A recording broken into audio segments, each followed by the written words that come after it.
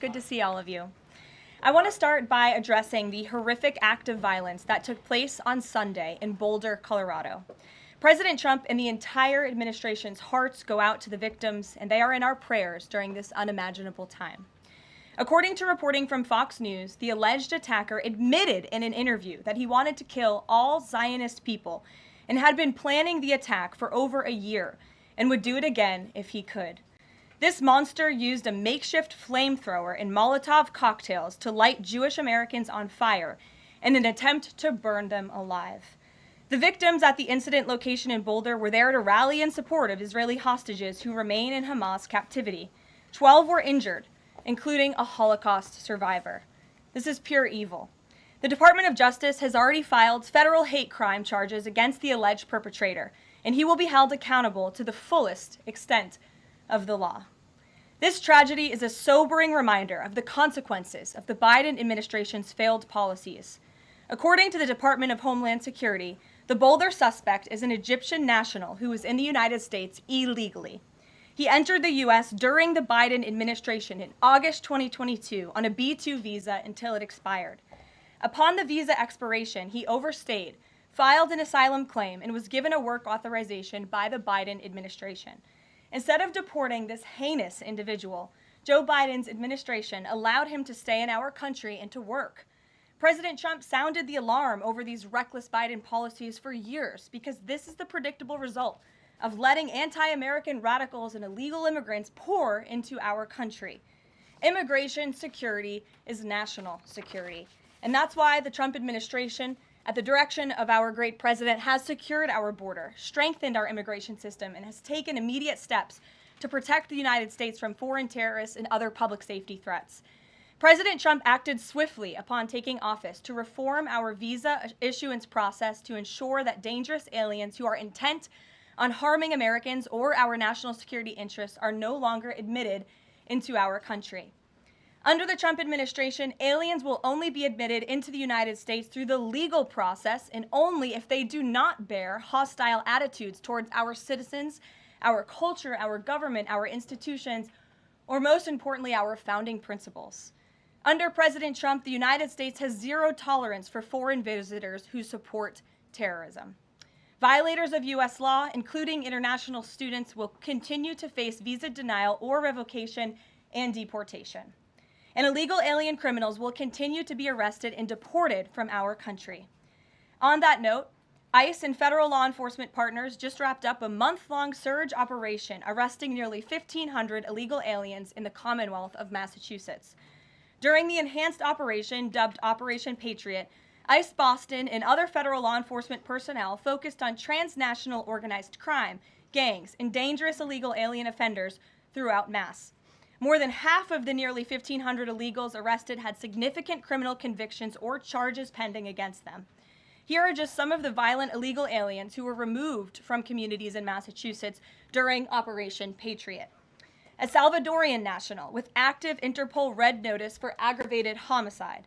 A Guatemalan national and registered sex offender who had pending criminal charges in Boston for 5 counts of indecent assault and battery on a person 14 or over.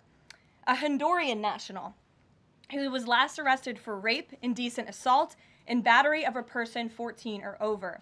A Colombian national charged with kidnapping, aggravated rape, and indecent assault and battery on a person 14 or over. And a Guatemalan national who was convicted of murder in Boston. Also, a Brazilian national who was charged with aggravated rape of a child by force and possession of child pornography. Again, these are people who were living in the Commonwealth of Massachusetts. And lastly, a Salvadorian national whose criminal history includes charges of aggravated rape of a child by force.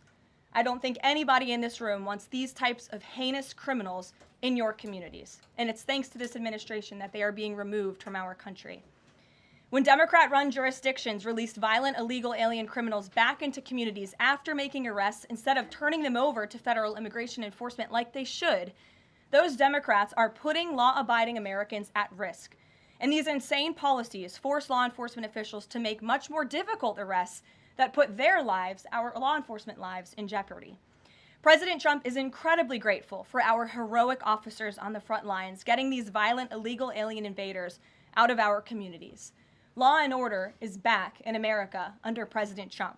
And on that same note, there are new crime statistics that show crime is plummeting.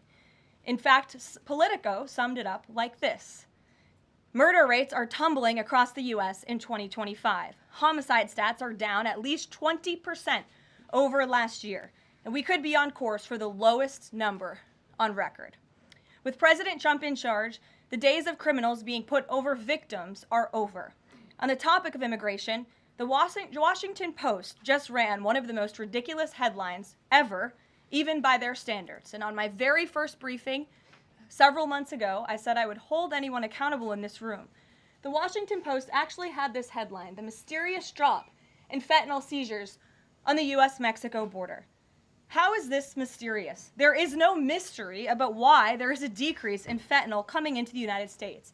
This administration's strong border policies are the reason there has been a decrease in fentanyl trafficking. His strengthened relationship with Mexican President Sheinbaum and all of the measures he has been taking to deter illegal human and drug trafficking at our United States southern border is the reason for plummeting fentanyl seizures at the U.S. border. There is nothing mysterious about that, and we'd like to see the Washington Post update their headline accordingly. This is clearly trying to intentionally manipulate the minds of Americans, and I think the American people understand why there's been a fentanyl drop. And our office responded to this inquiry. We provided a whole host of the reasons that fentanyl seizures at the southern border have dropped, and the Washington Post refused to run them, and that's despicable. In other news, positive economic reports continue to flood in. Inflation dropped to 2.1% in April. Personal income increased 0.8% in April. So inflation is down and wages are up. That's almost triple the expectations and against the doubts of nearly everyone in this room.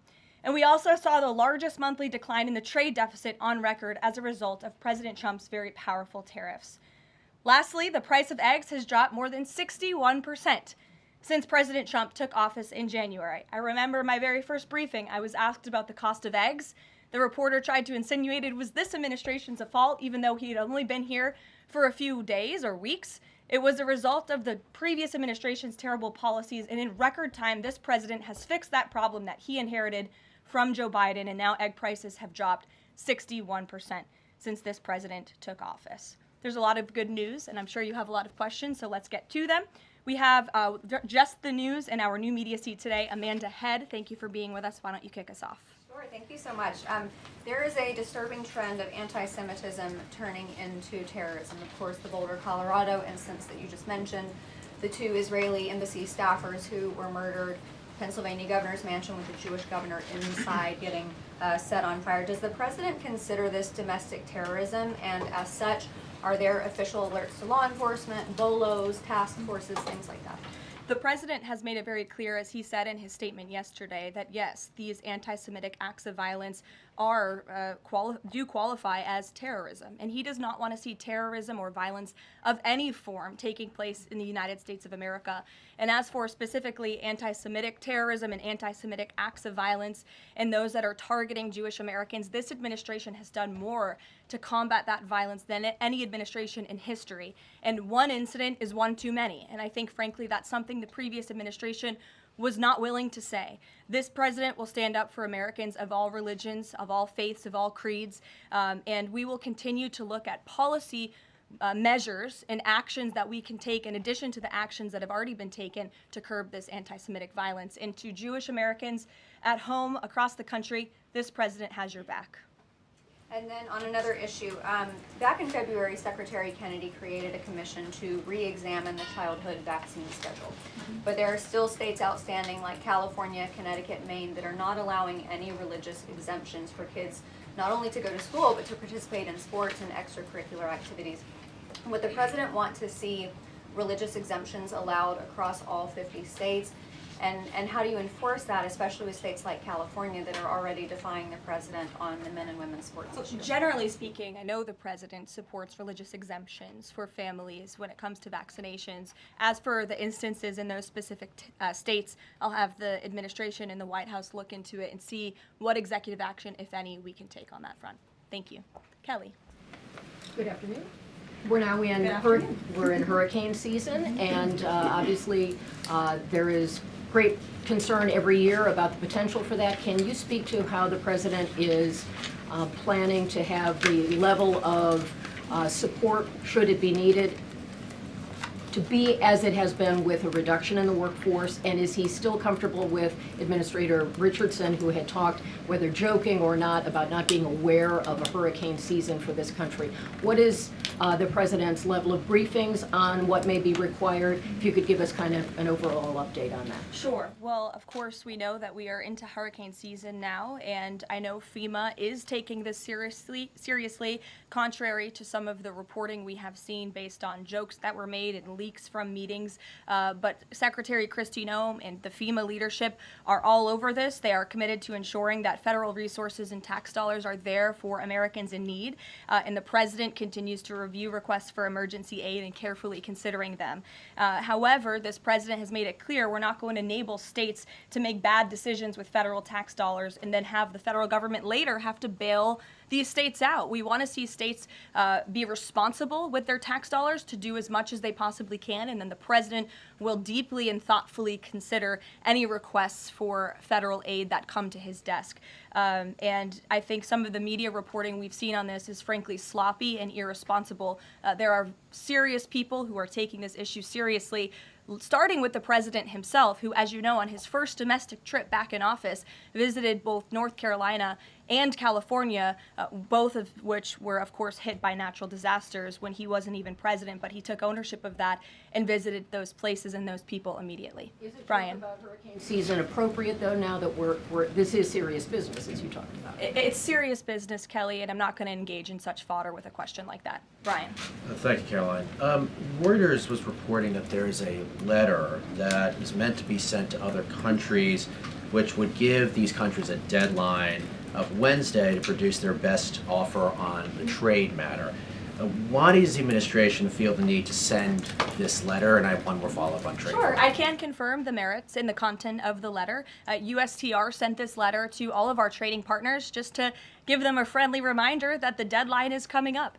And they are in talks. Ambassador Greer, Secretary Bessent, Secretary Lutnick are in talks with many of our key trading partners around the globe. As you know, Brian, I know the Wall Street Journal has covered this quite heavily. And they continue to be engaged in those discussions. And this letter was simply to remind these countries that the deadline is approaching and the president expects good deals, and we are on track for that, I will emphasize. On the trade side, though, when the deal with the United Kingdom, there was this idea of a reprieve on the auto tariffs. Is the president looking to do another similar deal on the sector-by-sector reduction in tariffs, or is this more going to be deals related to the reciprocal tariffs that were announced months ago? Well, as I've said previously from the podium, and the president has discussed as well, each country has unique advantages, unique challenges to it based on their markets and what they export to us and what we export to them. And so that's why the president smartly advised his trade team to engage in tailor-made deal making. And we saw that with the United Kingdom, and we will see that with other countries as well. Kate. Does the president support the Senate moving forward with a bill imposing heavy sanctions on Russia? Look, the president has spoken about his position on sanctions on Russia. He has smartly kept this as a tool in his toolbox if necessary, but I think the Senate and everyone on Capitol Hill respects the president is the commander-in-chief for a reason. And as you know, Russia and Ukraine engaged in direct talks yesterday. That was at the encouragement of this president when he spoke to both leaders of both countries via phone just a couple of weeks ago. And so I would just like to remind everybody how far we have come in just 4 months. I mean, it was inconceivable last year at this time for Russia and Ukraine to be engaged in direct talks. And it's because of the president's insistence and determination to get this war to an end that these countries sat down yesterday. So he's willing to use sanctions if he needs them, and the Senate and the Capitol Hill understand that the president is the commander-in-chief and he's leading United States foreign policy as he should. Iran, the president said that the U.S. would not allow for any uranium enrichment, but the proposal offered to the Iranians reportedly allows for low levels of enrichment. Can you explain that discrepancy? I'm not going to comment on alleged details of the report. We're not going to negotiate through the media out of respect for these ongoing discussions and negotiations that Special Envoy Witkoff is leading. The president made his position very clear on Truth Social last night. In fact, it couldn't be any more clear, and I would reiterate that's his position. Special Envoy Witkoff sent a very detailed and acceptable proposal to the Iranian regime that the president hopes they will accept, and if not, they will face grave consequences, as the president himself has reiterated. Sure. Thanks, Caroline. You're welcome. A couple of things, if I may. Firstly, can you confirm whether or not President Trump is going to be going to the NATO summit in The Hague later this month? I can confirm he will be going to the NATO summit, yes. Great, thanks. And another question on the Netherlands, in fact. Just wondering if you have any reaction to the collapse of the Dutch government there after the anti-EU and anti-Islam leader Geert Wilders, who's been described as the Dutch Trump, pulled out of the government there. I don't have a comment on that, but certainly we should and we will get you one, okay? Thanks. You're welcome. Brett. Thanks, Caroline. I wanted to ask, a couple days ago, the president announced that he was withdrawing the nomination of Jared Isaacman to lead NASA, citing a thorough review of prior associations. I wondered, why did this review happen just now, after the nominee was so far into the process? And can you explain the president's thinking on who he might choose? Look, the president reserves the right to nominate individuals to key administration posts. He also reserves the right to remove those individuals if he chooses, just like he reserves the right to fire anybody in the executive branch that he wants. And so a new replacement for NASA will be announced very soon, as the president himself said. Was there something in particular that came up that caused the president concern with this nomination? The president wants to ensure that all of his nominees are aligned fully with the America First mission of this administration. And again, he will be announcing a replacement very soon. Andrew, go ahead. Thank you, Caroline. You're welcome. It's been just about a month since President and Prime Minister Starmer announced... I can't see you all the way back there. Phil's head is in the way. Well, he's very tall. There you go. So it's been just about a month since Prime Minister Starmer and President Trump announced that the U.S. and U.K. had reached a trade deal, That's right. or at least a framework from a deal. Now there are at least some conservative MPs in London who are complaining that Parliament has not yet seen the text of any deal. So I'd like to ask you from this side of the pond, is there a text for the deal ready to be released, submitted, and if not, when can we expect it? And then I have one more. There's most definitely text with this deal. There is language that this side has seen. You'll have to ask the UK Parliament why they haven't seen it from their own government. I obviously can't answer that question. And on Jonathan, Caroline, go one ahead. more on Ukraine, Go ahead, please. Jonathan. Sure, go ahead. On Ukraine, it's been a couple of days since Ukraine made that audacious drone strike on Russian airfields. The president hasn't said a word about it, and usually he's not shy about making his thoughts known on the war, or it's not bad, on the war or any other subject. What have you heard from him on this audacious drone strike? Is he surprised? He said that Zelensky didn't have the cards when they met in the Oval Office a few months back. Does Zelensky possibly have some cards that the president hadn't known about? Look, the president's thinking on the Russia-Ukraine war as it stands, I spoke to him about it just this morning, is he remains positive at the progress that we've seen. Again, he urged both leaders to sit down and talk directly with one another, and they did that. Russia handed over a memorandum of peace, or a peace plan, or a suggestion of one, I understand, to the Ukrainian side. They also agreed upon the exchange of prisoners or hostages from each other's countries. So he remains positive about the progress that we're seeing, but he also is a realist, and he realizes these are two countries that are at war and have been for a long time because of his predecessor's weakness and incompetence. So he's working hard to solve this conflict, and that's where his mind is right now on it. Jonathan, go ahead. Thank you. Same topic, just to put a finer point on it. Does President Trump approve of Ukraine's decision to strike nuclear-capable bombers in Russia? I would like to let the president speak on that himself. And just to follow up, has the president... I would just add to that. The president does not want to see this war prolonged. He wants the fighting to stop, he wants people to stop dying, and he wants this to be solved at the negotiating table. The reason he is so deeply involved and has spent so much time and effort on this war is because he hates to see people dying. Again, these are not Americans that are being killed. These are Russians and these are Ukrainians. This is a war very far away. But this president truly cares about peace, and that's what he wants to see. What is President Trump doing to ensure that a similar internal drone attack doesn't happen here in the US, given this was done at pretty low cost, very stealthily?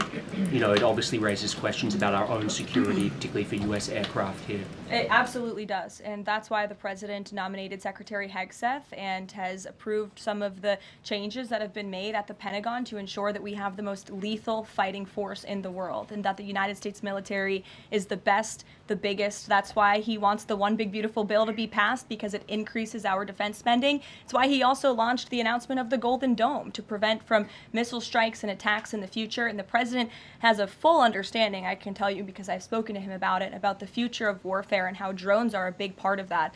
And I will not get ahead of our policy team, but I think you can expect to see some executive action on that front in the very near future. Caitlin. Two questions for you as well. On the Big Beautiful Bill, you said recently that it is, quote, blatantly wrong to say that it adds to the deficit. You essentially said that an estimate from the Congressional Budget Office and other scorekeepers you believe are wrong. But Republicans like Ron Johnson and Rand Paul disagree. They are saying that it will add to the deficit. That is their concern. Is the White House's position that those two Republican senators are, quote, blatantly wrong? It is. Those senators, it's not news that they disagree with this president on policy, and the president has vocally called them out for it and for they're not having their facts together. I would add the Congressional Budget Office has been historically wrong. In fact, they predicted the Trump tax cuts from the president's first term in 2017. Their prediction was wrong by $500 billion. Those tax cuts had nearly $500 billion more of revenue than the Congressional Budget Office scored.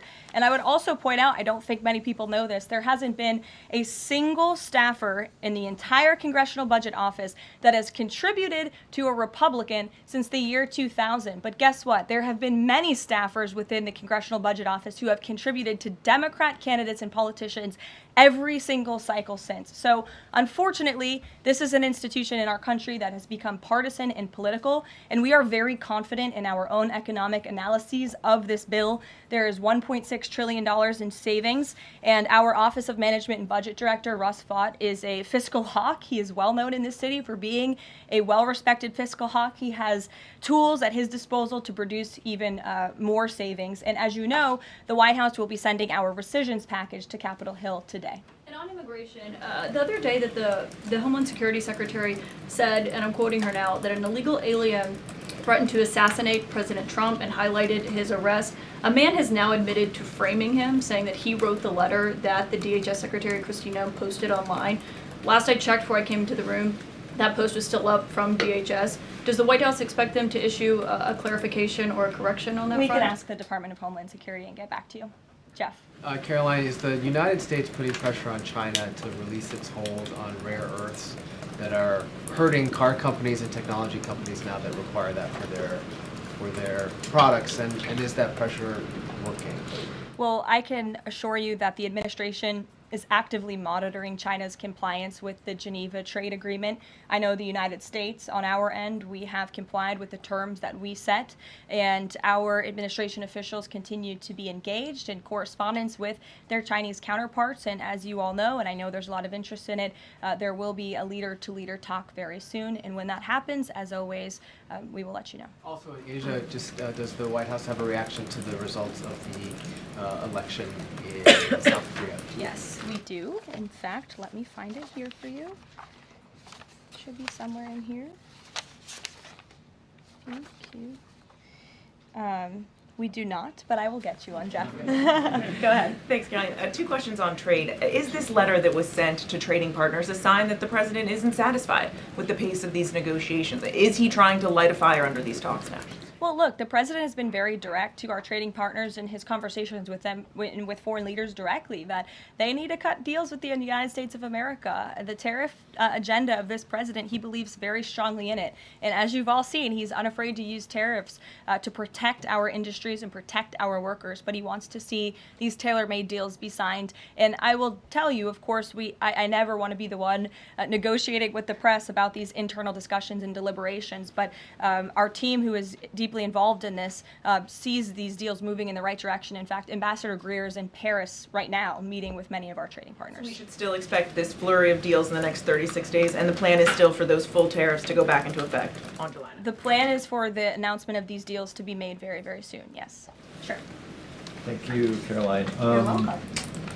So Governor Whitmer confirmed that she spoke with President Trump about the possibility of pardoning the plotters against her, the kidnapping case.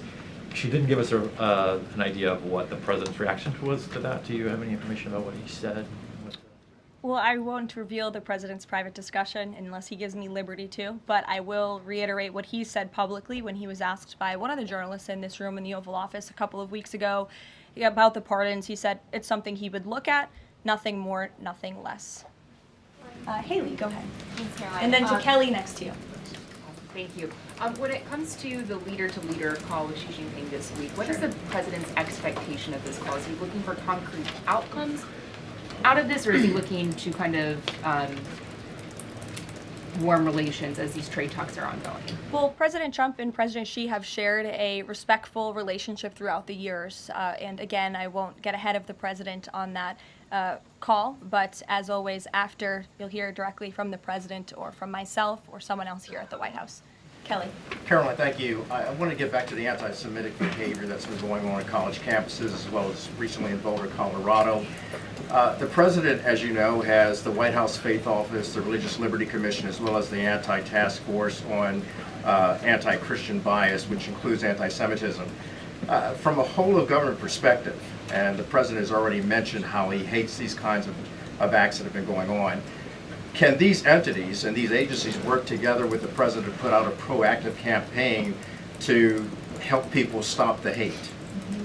I think the president himself has been leading on this, Kelly, and has been incredibly clear in his rhetoric that he is not going to tolerate such hate or behavior in the United States of America. And you will see that rhetoric being followed up by action from the Department of Justice, who is seeking to prosecute these cases to the fullest extent of the law. And I know the Attorney General and the FBI Director were very quick to call this what it was, targeted terrorism. And there was some, I think, criticism from the media and well, at least pundits I saw on television saying, are they too quick to jump here? No, they see the facts and they reveal those to the American people, and they're transparent.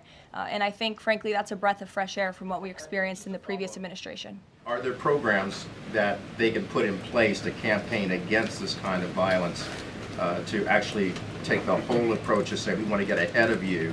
If you're thinking it, don't do it. And if you're going to do it, sit down and talk to someone within the Faith Office, within the Religious Liberty Commission, as well as the task force. Yeah, surely. It's a good idea, and I'll pass it along to them.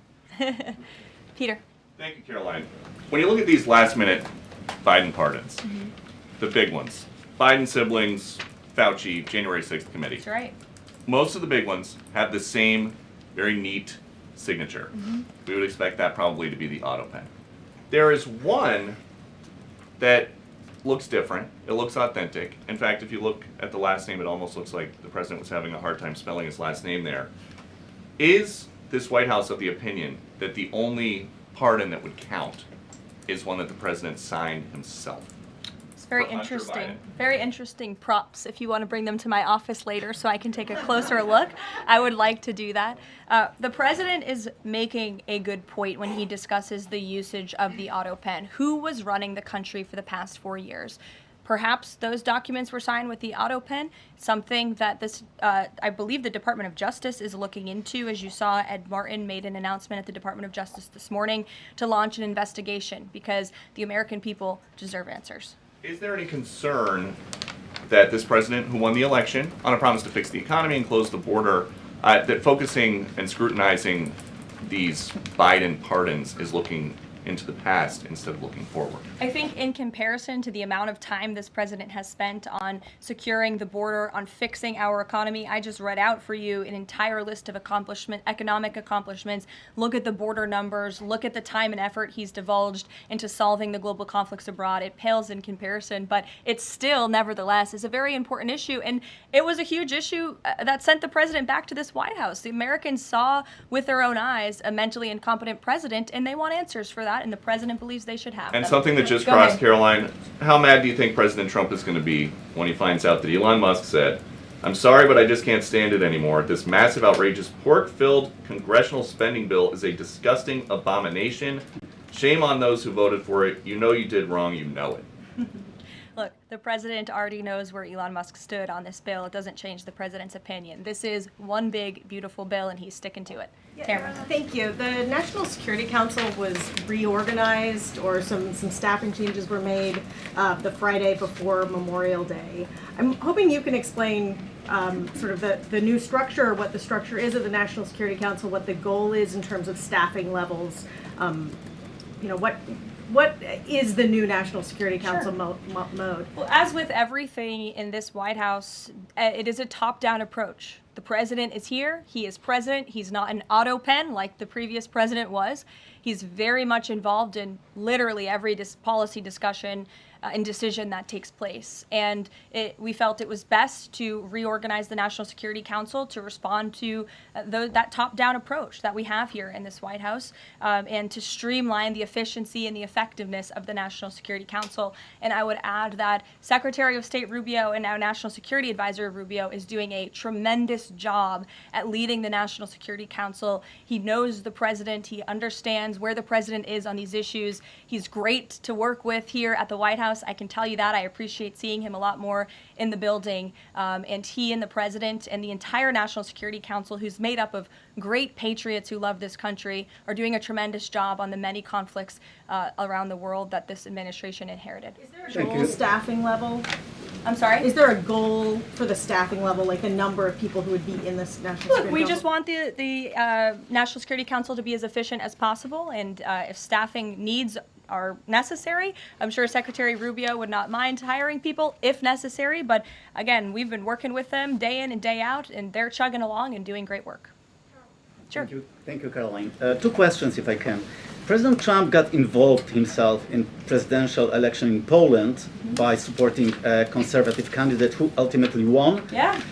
What does it mean for the future U.S.-Polish relations? What's likely to change? Well, I believe the president is obviously pleased to see the result of the Polish elections. He met with Karol Nawrocki, if I'm pronouncing that correctly. Yes, Nawrocki. Okay, thank you. I appreciate your insight on that. He met with him at the White House, and he told them, you're going to win because you support common sense. And he supported strong borders in Poland. He supported an end to the woke, radical DEI stuff that we've seen not just here in the United States, but really take over Europe and, frankly, the whole world. He was very outspoken about that.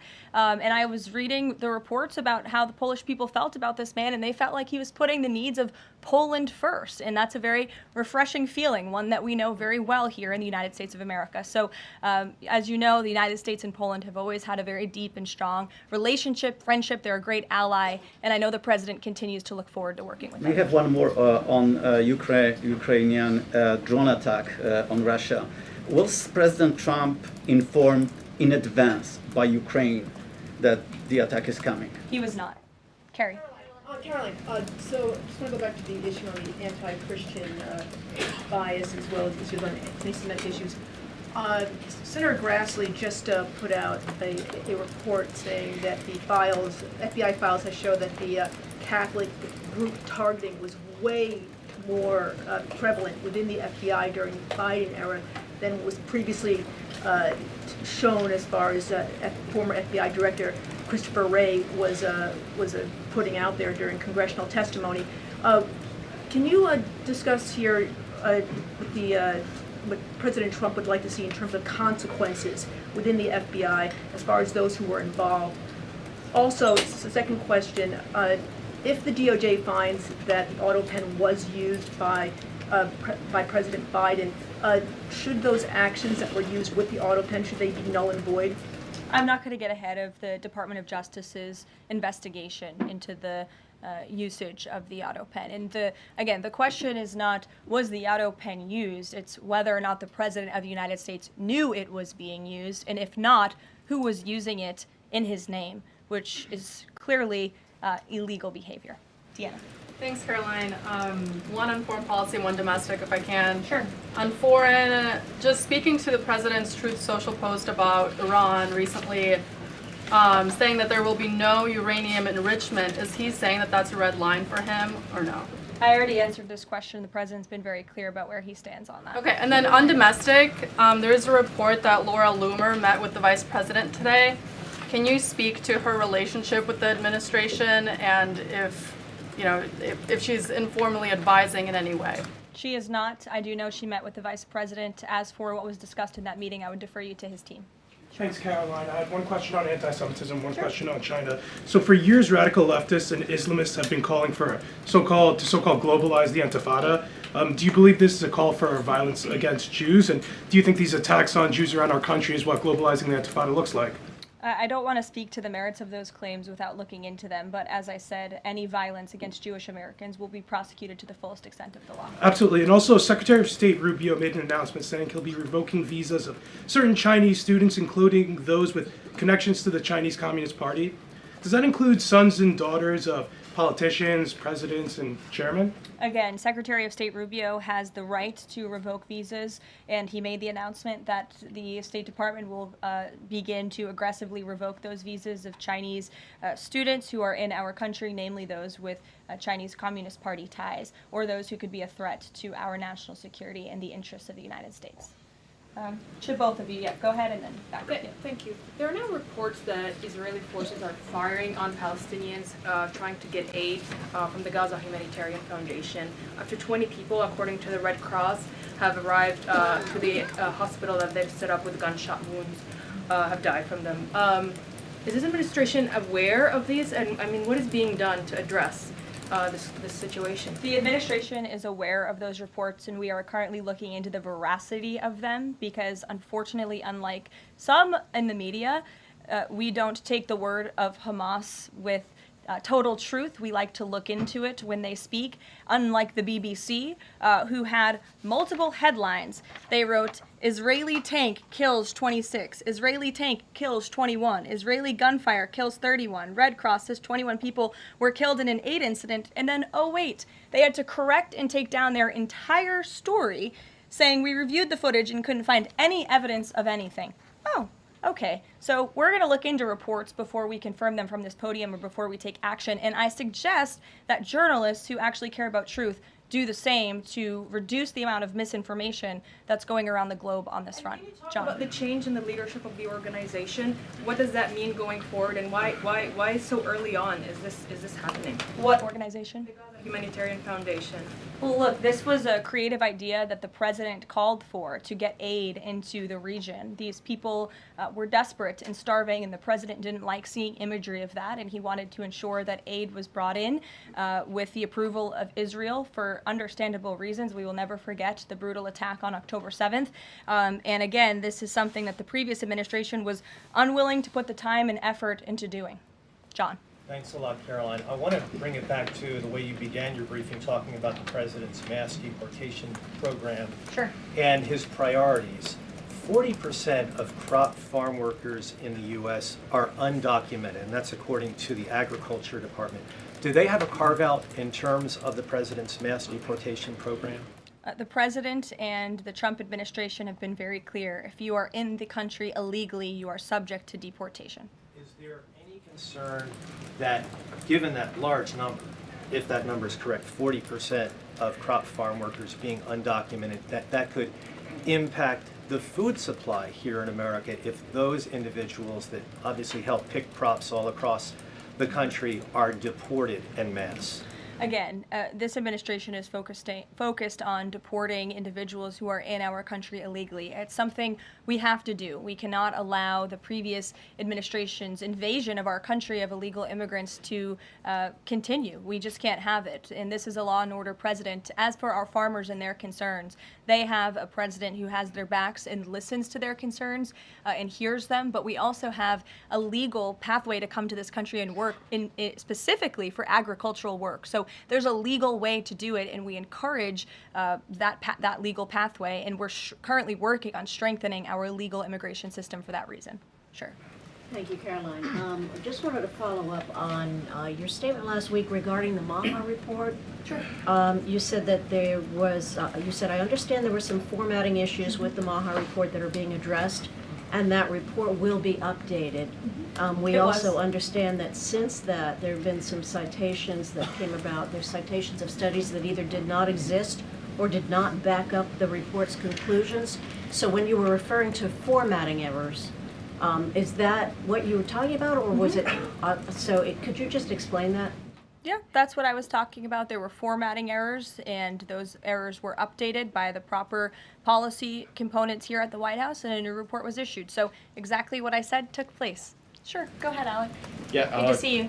Good to see you. Congresswoman Mary Miller suggested that changing Pride Month to Family Month. I would personally like to see maybe a nuclear family month. Some people are saying, let's get a Veterans Month. Does the president have any plans on making a proclamation, or is it just going to be June this year?